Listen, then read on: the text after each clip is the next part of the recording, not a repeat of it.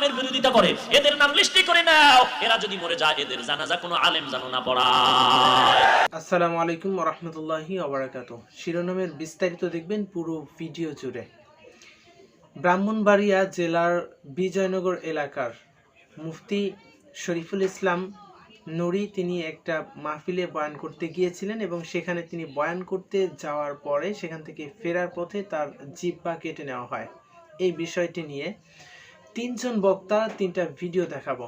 First of all দেখাবো মুফতি গিয়াসউদ্দিন তাহেরি সাহেবের একটা ভিডিও ফুটেজ এবং তারপরে দেখাবো মুফতি আলী হাসান ওসামা সাহেবের একটা ভিডিও ফুটেজ এবং সর্বশেষ দেখাবো মাওলানা হাফিজুর রহমান সিদ্দিকী সাহেব আলেমদের মর্যাদা সম্পর্কে কি বক্তব্য দিয়েছেন তার একটা ভিডিও ফুটেজ। সো তিনটা বক্তার তিনটা ভিডিও ফুটেজ আমি এই ভিডিওর মাধ্যমে দেখাবো। ভিডিওটি অনেক গুরুত্বপূর্ণ এবং ইন্টারেস্টিং হচ্ছে।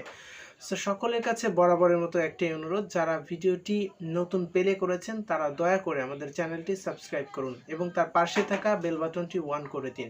তাহলে কথা না বাড়িয়ে চলুন আমরা মূল ভিডিওতে চলে যাই। আপনারা নিশ্চয়ই জেনেছেন যে ফেসবুক অনলাইনে একটি লোমহর্ষক এবং অত্যন্ত জঘন্য একটি ঘটনা ঘটেছে।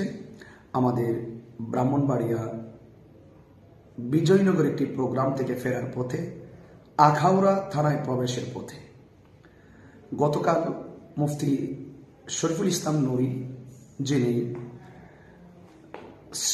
বিজয়নগর শ্রীপুর ইসলামিয়া ফাজিল ডিগ্রি মাদ্রাসার একজন আরবি প্রভাষক, তার দাওয়াত ছিল দৌলতবাড়ি দরবার শরীফে। যিনি আহ্বান করেছিলেন সেই দরবারের বিষয় হুজুর মাওলানা বখতিয়ার আহমদ রিজ বিষয়।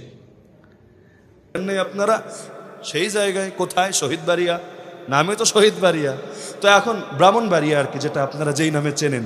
তো বিবাড়িয়া একজন বক্তা, যদিও তিনি সম্ভবত বেরলভী ঘরানার বক্তা, বাকি যেই ঘরানারই হোক জয়া, উনি যদি কাফেরও হয়, কিন্তু এটা কোন ধরনের আচরণ যে একজন বক্তা তিনি বয়ান করেছেন, তোমার ভালো নাই লাগতে পারে, দুনিয়া সবারটা তোমার ভালো লাগতে হবে, এই কথা কোথায় আছে?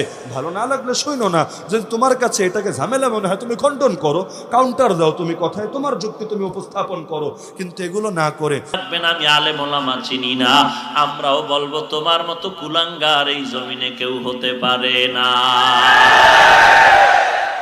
তোমার আমার মা বাবা এদের বিবাহ বন্ধনটারে বৈধ করছে আলেম, ঠিক না? দাদা দাদি নানা নানির জানাজাকে পড়াইলেন আলেম।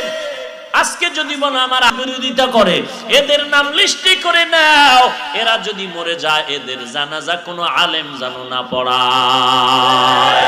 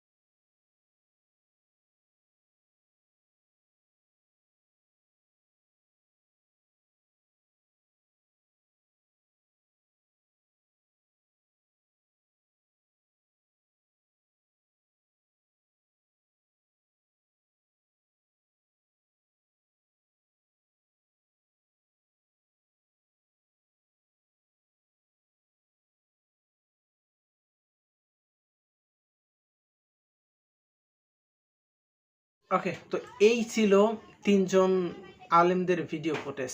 যে বা যাহারা এই কাজটি করেছেন তাদের জন্য রয়েছে, প্রত্যেক ব্যক্তির সর্বস্তর থেকে তাদের জন্য রয়েছে ঘৃণা, কারণ এত বড় ঘৃণিত কাজ আর হতে পারে না। যারা এই কাজটি করেছেন তারা জানি না কি হিসাবে এই কাজটি করেছেন।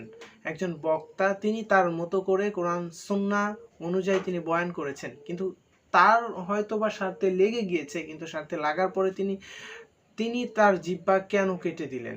এটার জন্য সর্বপ্রথম আমি প্রশাসনকে অনুরোধ করব যেন এটা সুস্পষ্টভাবে এবং যত দ্রুত সম্ভব এটা তাকে খুঁজে বের করে অবশ্যই তাকে দৃষ্টান্তমূলক শাস্তির ব্যবস্থা করা হোক এবং এই কাজটি যারা করেছে তাদের এমন একটা শাস্তির ব্যবস্থা করা হোক যেন ভবিষ্যতে আর এরকম কোনো ঘটনা না ঘটে।